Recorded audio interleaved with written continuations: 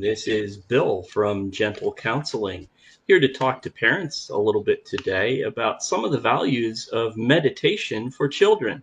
Yeah, meditation for children.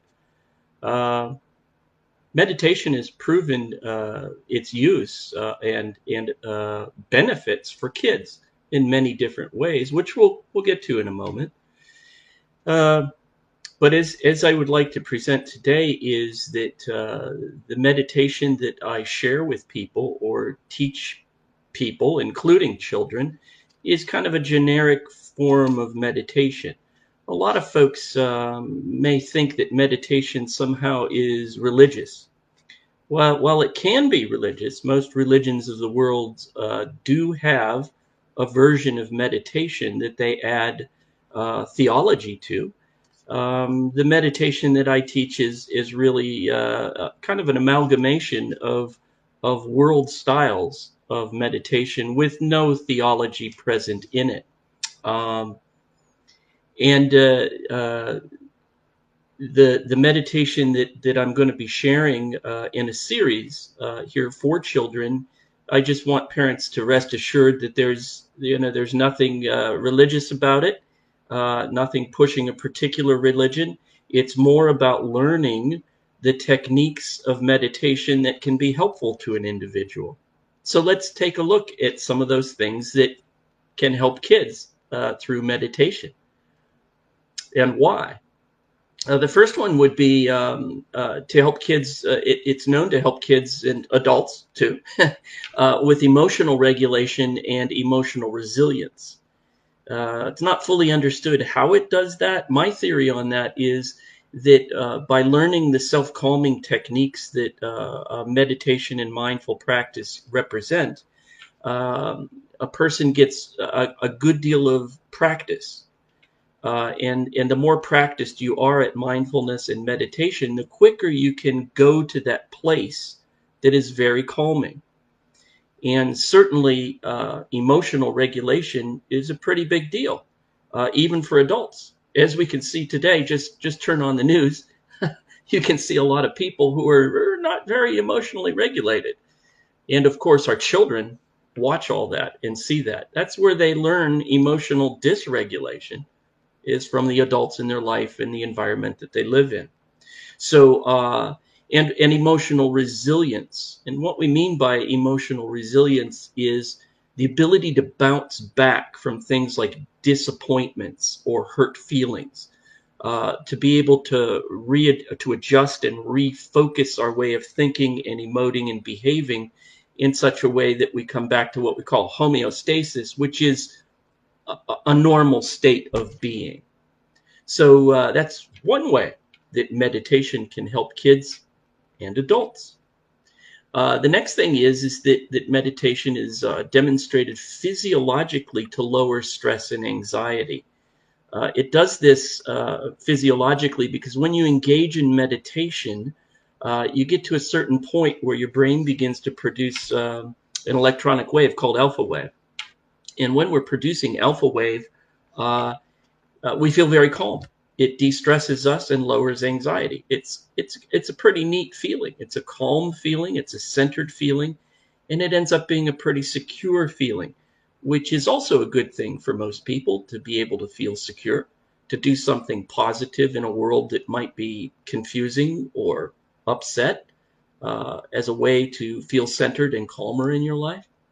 And when we meditate, it lowers the stress and anxiety by using breath. All right. When you meditate, you tend to breathe much more evenly.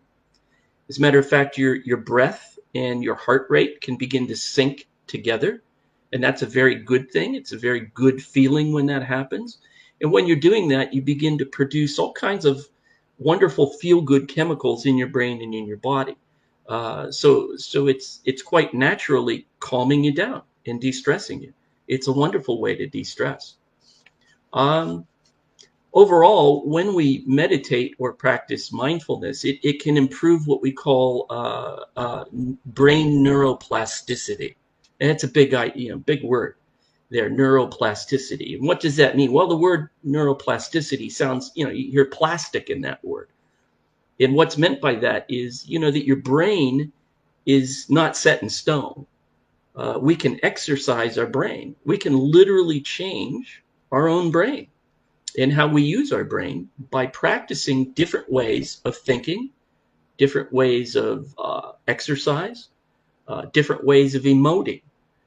And the fact that we can do that to a pretty significant degree may allow some people that have maybe relied on medicines to change their mood. Maybe you could do that on your own, or at the very least, maybe by your doing that and meditating and helping to change your neuroplasticity, your brain plasticity, it might help the medicine you are using to help your mood. Most of us can use all the help we can get. That's why I meditate.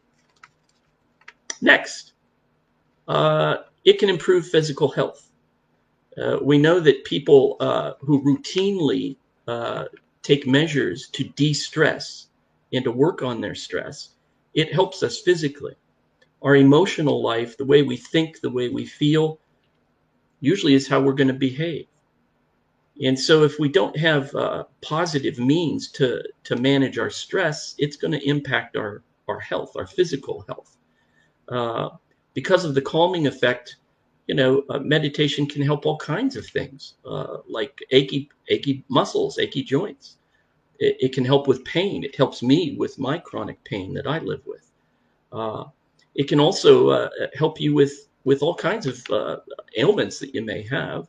I'm convinced that my meditation, has helped my issues with diabetes. And how does it do that, you might think? Well, it doesn't produce more insulin. Well, I don't know, maybe it does.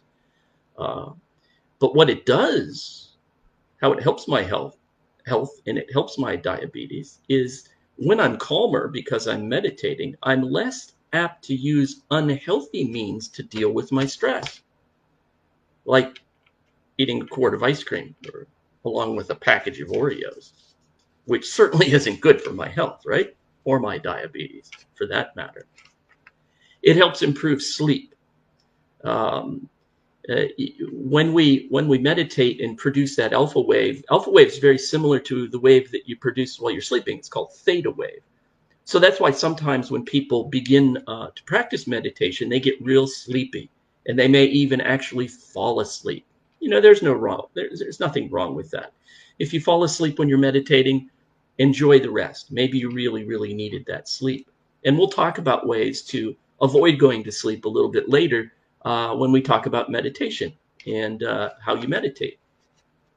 The next thing it can help kids with is it can lower their stimulation, because quite obviously when you're meditating, you're not staring at a TV screen or playing a video game or fighting with your siblings. It lowers stimulation a good bit, which produces or helps produce a calmer affect in the individual. What's kind of neat about meditation is you're not just calm. It doesn't just calm you while you're meditating. There's this after effect that carries on for several hours after meditation that's demonstrated to obviously be helpful with people. It can also help kids with impulsivity and, well, help adults too with impulsivity. If we're calmer, we move slower. We're able to check those negative thoughts a little bit better. Instead of letting a negative thought jump on the emotional pony that's negative and then riding off to a negative behavior set impulsively, we slow down and we're able to consider what we're thinking, feeling, and then how we choose to behave. And it can really help kids and adults who may have a tendency to be impulsive. And as a result of lowering impulsivity, it has a really positive effect on the ability to focus, pay attention. There's certain types of meditation that we talk about where we shift our attention or give really good attention and effort to a pointed way of thinking or attending to something. And we'll talk about those somethings a little bit later when we begin to demonstrate meditation. And, improve focus and attention. Well, you know what that probably translates into for kids is better academics.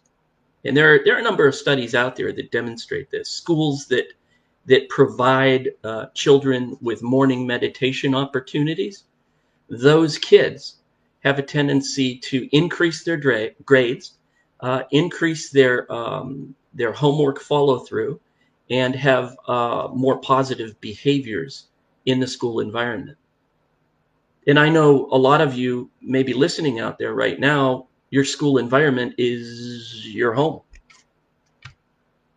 And on top of that, even if your kids are in school, school situations right now are pretty stressed for everyone.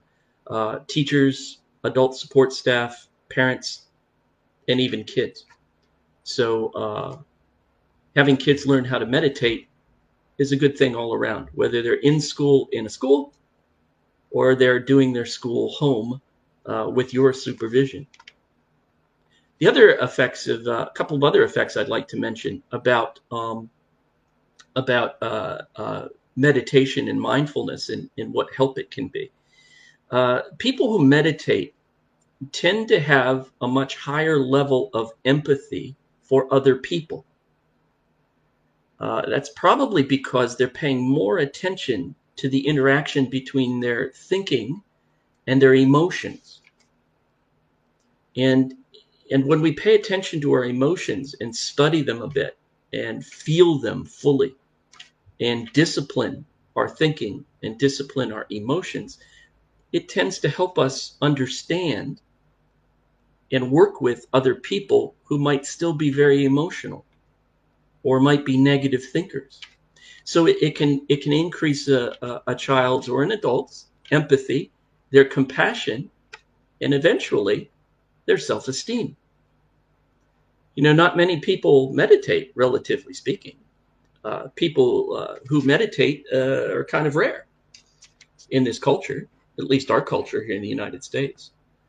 And, a child who learns how to meditate, they have a skill that maybe their peers don't have. And it's a special skill. They should be complimented for their efforts at learning to be mindful and the time that they may dedicate, even if it's only a few minutes a day. And we're talking about children. If you can get 4 or 5 minutes of meditation time from a child, that's wonderful. And if they enjoy it and if we reinforce the benefits to them and help them understand or appreciate what it is they're experiencing with that 4 or 5 minutes of meditation effort, they're more apt to be rewarded by it and want to do it again. And hopefully it would become a lifelong habit. I can speak from personal experience that meditation has had a profound effect in my life. I've studied world religions through my education, and I know that every world religion, every major world religion, has some version of mindfulness or meditation. The language may be different, but it's pretty much exactly the same thing. So what I'm going to be doing is producing a series of lessons for children on how to meditate. It's an instructional series. When I say children, it could be a very young child. It could be a child 4 or 5 years old.